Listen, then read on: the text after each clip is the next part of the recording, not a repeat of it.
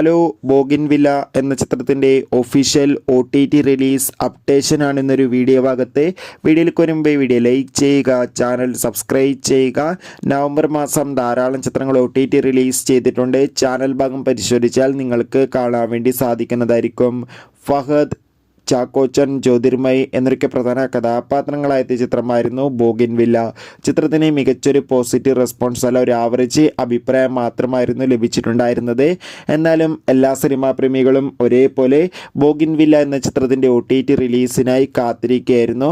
Finally ചിത്രത്തിൻ്റെ OTT അവകാശങ്ങളൊക്കെ Sony leave എന്ന OTT platform സ്വന്തമാക്കിയെന്ന് confirm ആക്കിയിട്ടുണ്ട്.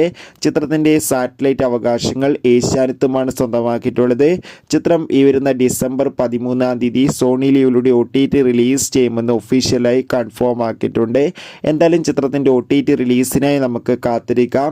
എത്ര പേരാണ് ബോഗിൻവില്ല എന്ന ചിത്രത്തിൻ്റെ OTT റിലീസിനായി കാത്തിരിക്കുന്നത്? തീർച്ചയായും കമൻറ്റ് ബോക്സിൽ രേഖപ്പെടുത്തുക. കൂടുതൽ സിനിമ